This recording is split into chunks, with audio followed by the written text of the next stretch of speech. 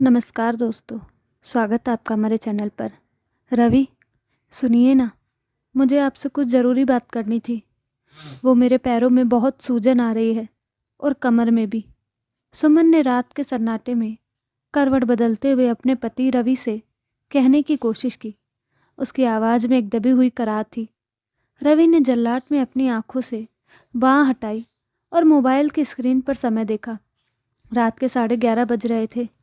सुमन please यार, अभी office की टेंशन कम नहीं है जो तुम घर की रामायण शुरू कर देती हो। सुबह से शाम तक घर पर रहती हो, आराम ही तो करती हो। माँ बता रही थी कि आजकल तुम दोपहर में 2-3 घंटे सोती हो, फिर भी थकान।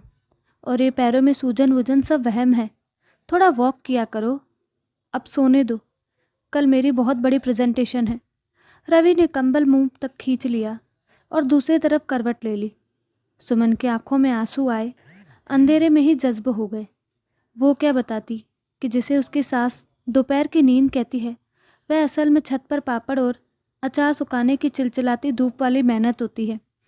रवि को सच सुनना ही नहीं था, क्योंकि उसके लिए माँ का कहा पत्थर की लकीर था। सुमन ने चुपचाप एक दर्द निवारक गोली खाई और सोने की कोशिश करने लगी, क्योंकि उसे पता था कि कल का दिन उसके लिए किसी युद्ध से कम नहीं होने वाला था। अगले दिन रवि और सुमन की शादी की 5वीं सालगिरह थी। रवि ने सुबह उठते ही सुमन को हैप्पी एनिवर्सरी विश किया, लेकिन उसके लहजे में वो गर्माहट नहीं थी जो पहले हुआ करती थी। नाश्ते की टेबल पर रवि की माँ निर्मला देवी ने बड़े उत्साह से कहा, रवि बेटा, आज शाम की पार्टी की चिंता तुम मत करना। मैंने सब इंतज़ाम सोच लिया है, बस तुम समय पर आ जाना। आखिर मेरे बेटे और बहू की सालगिरह है, मैं कोई कमी नहीं छोड़ूंगी। रवि ने मुस्कुराते हुए कहा, माँ, आप रहने दीजिए ना। मैंने कहा था कि हम बाहर होटल में डिनर कर लेंगे। घर पर फालतू में आप और सुमन परेशान होंगे। निर्मला देवी ने तुरंत बात काटी, अरे, बाहर का खाना भी कोई खाना होता है? और फिर तेरी बुआ, मासी और वो फूफा जी सब आ रहे हैं। घर की बात ही अलग होती है। और तू चिंता मत कर, मैंने महाराज को बोल दिया है, वो अपनी पूरी टीम के साथ आएंगे और सब संभाल लेंगे। सुमन को तो बस तैयार होकर मेहमानों का स्वागत करना है। मैंने इसे सुबह ही कह दिया कि आज कोई काम न करे। सुमन रसोई में खड़ी चाय छान रही थी। सास की ये सफ़ेद झूठ सुनकर उसका हाथ कांपा और चाय की कुछ बूंदें स्लैब पर गिर गई। हलवाई? कौन सा हलवाई? सासू माँ ने तो सुबह ही उसे मेन्यू थमाया था। 50 लोगों के लिए दाल मखनी, शाही पनीर, पुलाव, रायता और 3 तरह की मिठाइयाँ, और हिदायत दी थी कि खबरदार, जो रवि को बताया वो फिजूल खर्ची करेगा। हम घर की औरतें हैं, घर का पैसा बचाना हमारा धर्म है। चुपचाप लग जा काम पर। रवि आश्वस्त होकर ऑफिस चला गया। उसने जाते जाते सुमन से कहा, देखो, माँ कितना ख्याल रखती है तुम्हारा।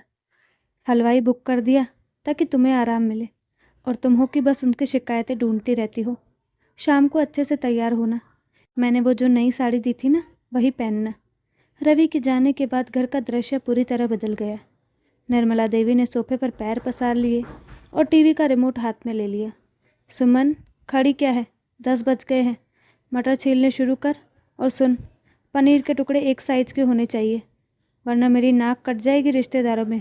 और हाँ, काम जल्दी निपटाना। शाम को तुझे तैयार भी होना है, नहीं तो लोग कहेंगे कैसे फूहड़ बहू है। सुमन ने अपनी साड़ी का पल्लू कमर में खोसा और काम पर लग गई। एक अकेली जान और 50 लोगों का खाना। मिक्सर की आवाज़, कुकर की सीटियाँ और बर्तनों की खन खन के बीच सुमन की सिसकी अब दब गई। उसके पैरों की सीजन अब और बढ़ गई। खड़े खड़े उसे चक्कर आ रहे थे, लेकिन रुकने की इजाज़त नहीं थी। निर्मला देवी बीच बीच में रसोई के दरवाजे पर आकर केवल हुक्म चला जाती, काजू का पेस्ट थोड़ा बारीक पीसना, या गुलाब जामुन की चाशनी ज़्यादा गाढ़ी मत कर देना। मदद के नाम पर उन्होंने एक गिलास पानी भी उठाकर नहीं दिया। शाम के 7 बजते बजते सुमन की हालत ऐसी हो गई जैसे वो किसी भट्टी से निकली हो। पसीने से लथपथ, बाल बिखरे हुए और आंखों के नीचे गहरे काले घेरे। उसने जैसे तैसे सारा खाना तैयार किया, ड्राइंग रूम साफ किया और फिर भागकर कमरे में गई तैयार होने। जब मेहमान आने शुरू हुए तो सुमन सजी धजी खड़ी थी, लेकिन उसके चेहरे की थकान मेकअप की परतों के नीचे भी साफ झलक रही थी। रवि भी ऑफिस से आ चुका था। और मेहमानों के साथ हंसी मजाक में व्यस्त था। अरे निर्मला जी, क्या खुशबू आ रही है, लगता है आज तो दावत है, रवि की बुआ ने कहा। निर्मला देवी ने गर्व से सीना चौड़ा किया। अरे दीदी बस, आप लोगों के लिए खास बनारस वाले महराज को बुलाया है। मैंने कहा पैसे कितने भी लगे, स्वाद में कमी नहीं आनी चाहिए। सुमन एक कोने में खड़ी ट्रे में पानी के गिलास सजा रही थी। ये सुनकर उसे लगा जैसे किसी ने उसके अस्तित्व पर तमाचा मारा हो। उसकी मेहनत, उसका पसीना, उसका दर्द, सब कुछ बनारस वाले महाराज के नाम हो गया। तभी रवि सुमन के पास आया और फुसफुसाया, सुमन तुम इतनी थकी हुई क्यों लग रही हो, और स्माइल क्यों नहीं कर रही? माँ ने इतना सब किया, हलवाई बुलवाया, कम से कम खुश तो दिखो। सुमन ने कुछ कहना चाहा, रवि वो, लेकिन तभी निर्मला देवी की आवाज़ आई, अरे सुमन, ज़रा अंदर से स्टार्टर तो ले आए। महाराज शायद किचन के पीछे वाले हिस्से में काम कर रहे हैं, तो बस सर्व कर दे। सुमन चुपचाप रसोई की तरफ मुड़ गई। पार्टी शबाब पर थी, सभी खाने की तारीफ कर रहे थे। वाह, ये शाही पनीर तो लाजवाब है। दाल मखनी का टेक्सचर तो देखो, बिल्कुल 5 स्टार होटल जैसा है। रवि गर्व से फूल रहा था। उसे अपनी माँ की मैनेजमेंट स्किल्स पर नाज हो रहा था। खाना खत्म होने के बाद रवि को प्यास लगी। पानी का जग खाली था।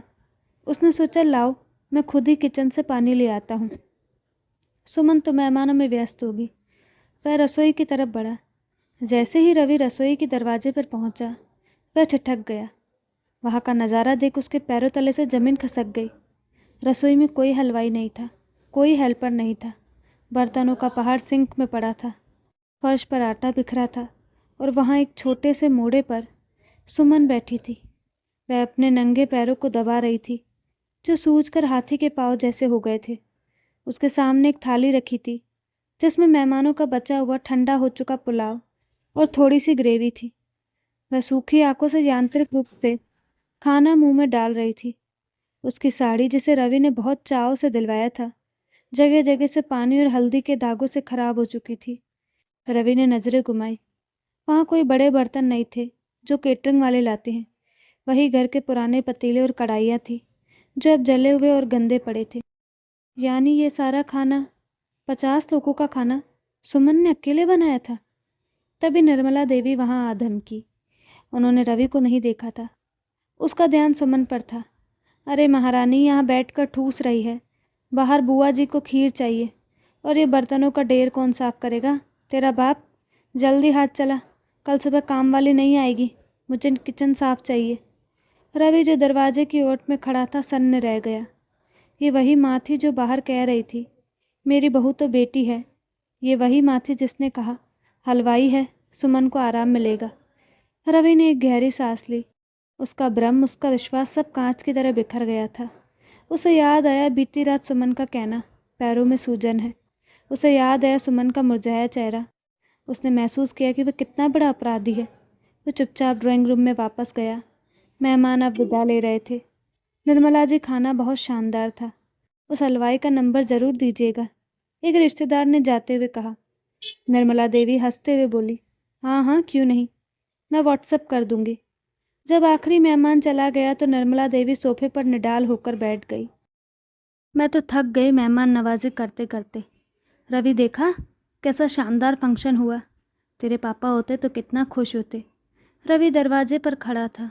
उसकी आवाज़ बेहद शांत लेकिन बर्फीली थी। हाँ माँ, फंक्शन बहुत शानदार था, और सबसे शानदार था वो बनारस वाला महाराज। निर्मला देवी थोड़ा सकपका गई। हाँ, वो तो पीछे के दरवाजे से निकल गए। पैसे दे दिए मैंने उसे। कितने पैसे दिए माँ? रवि ने पूछा। मैंने आपको 20,000 रुपये नकद दिए थे केटरिंग के लिए, और 10,000 अलग से डेकोरेशन के लिए। अरे वो हिसाब बाद में कर लेंगे, तू थक गया होगा, जा सो जा। निर्मला देवी ने बात टालनी चाही। नहीं माँ, हिसाब आज ही होगा। रवि ने अपनी जेब से एक लिफाफा निकाला और टेबल पर रखा।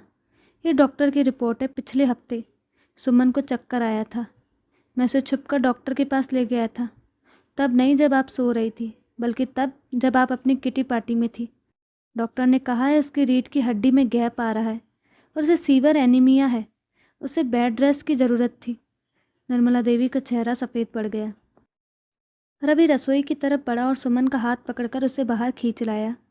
सुमन घबराई हुई थी। उसके हाथ अभी भी जूठे थे। इस महाराज को देखिए माँ। रवि ने सुमन को सोफे पर बिठाया। ये है वो हलवाई जिसने आज आपकी इज्जत बचाई, और बदले में आपने इसे क्या दिया? गालियाँ, बचा हुआ खाना और झूठ। रवि, तू अपनी माँ से ऐसे बात कर रहा है? निर्मला देवी ने आंसुओं का नाटक शुरू किया। मैंने तो बस पैसे बचाने के लिए। आखिर पैसा घर में ही तो रहा, भविष्य के लिए तो जोड़ रही हूँ। किसका भविष्य माँ? रवि चिल्लाया। एक मुर्दा बहू का भविष्य, या एक ऐसे बेटे का भविष्य जो अपनी पत्नी का हत्यारा बन जाए? आपने पैसे बचाए नहीं, आपने मेरी पत्नी का खून चूसा है। मैंने आपको एसी लगवाने के लिए पैसे दिए, आपने लगवाया नहीं, और सुमन से कहा कि रवि मना कर रहा है। मैंने आपको मेड के पैसे दिए, आपने उसे निकाल दिया, और सुमन से कहा कि मेड भाग गई। आज आपने केटरिंग के पैसे भी हजम कर लिए, और इस बीमार हालत में इससे 50 लोगों का खाना बनवाया। सुमन रो रही थी, लेकिन आज उसे रवि का हाथ अपने कंधे पर महसूस हो रहा था, एक सुरक्षा कवच। रवि, ये औरत तुझे मेरे खिलाफ भड़का रही है। निर्मला देवी ने आखिरी पैतरा फेंका। इसे कुछ बोलने की जरूरत नहीं पड़ी माँ। रवि ने अपनी नम आंखें पोंछी। इसकी खामोशी और किचन में पड़े वो जूठे बर्तन सब सच बोल रहे हैं। मैं अंधा था जो मुझे आपके प्यार के नाटक के पीछे का क्रूर चेहरा नहीं दिखा। मुझे लगा आप माँ हैं, पर आप तो एक मालिक की तरह बर्ताव कर रही थी, और इसे बंधुआ मजदूर समझ रखा था। रवि ने सुमन को खड़ा किया। चलो सुमन। कहाँ? सुमन ने कांपती आवाज़ में पूछा। होटल, रवि ने दृढ़ता से कहा। आज हमारी एनिवर्सरी है, और तुम वहाँ खाना खाओगी जहाँ तुम्हें परोसा जाएगा। तुम परोसोगी नहीं। और कल से, रवि ने माँ की ओर देखा, कल से इस घर का हिसाब मैं देखूंगा। राशन से लेकर मेड तक सब कुछ मैं खुद मैनेज करूंगा। आपके हाथ में 1 रुपया नहीं आएगा। और रही बात सेवा की, तो अब आपकी सेवा वही करेगा जिसे आप पैसे देंगी। मेरी पत्नी अब इस घर में सिर्फ पत्नी बनकर रहेगी, नौकरानी नहीं। निर्मला देवी सन्न रह गई। उनका बरसों का बुना हुआ जाल एक पल में काट दिया गया था। रवि सुमन को लेकर मुख्य दरवाजे की ओर बढ़ा। सुमन ने एक बार पीछे मुड़कर देखा। उस आलीशान ड्राइंग रूम में निर्मला देवी अकेली बैठी थी, बिल्कुल अकेली। उनकी झूठी शान और पैसों का घमंड धरा का रह गया। गाड़ी में बैठते ही रवि ने सुमन के सूजे हुए पैरों को अपनी गोद में रख लिया और धीरे से दबाने लगा। आई एम सॉरी सुमन, मुझे माफ़ कर दो। मैंने देर कर दी, लेकिन अब और नहीं। सुमन ने रवि के हाथ पर अपना हाथ रखा और उससे कुछ नहीं कहा। बस उसके आंसुओं ने बता दिया कि आज उसे उसका पति, उसका स्वाभिमान और उसका घर वापस मिल गया था। दोस्तों, अक्सर हम संयुक्त परिवारों में बड़ों के लिहाज के नाम पर शोषण को अनदेखा कर देते हैं। एक बेटा अपनी माँ पर भरोसा करता है, ये अच्छी बात है, लेकिन उस भरोसे की कीमत अगर पत्नी के अस्तित्व को कुचल कर चुकानी पड़े, तो वह भरोसा नहीं, गुनाह है। घर की लक्ष्मी सिर्फ वो नहीं जो पैसे बजाए, बल्कि वो भी है जो अपनी सेहत और खुशियों का ख्याल रखे। उस लक्ष्मी का सम्मान ही असली कुल की मर्यादा है। तो दोस्तों, आपको कहानी कैसी लगी? अपनी राय कमेंट बॉक्स में ज़रूर दें, और साथ ही हमारे चैनल को लाइक शेयर सब्सक्राइब करना ना भूलें। धन्यवाद।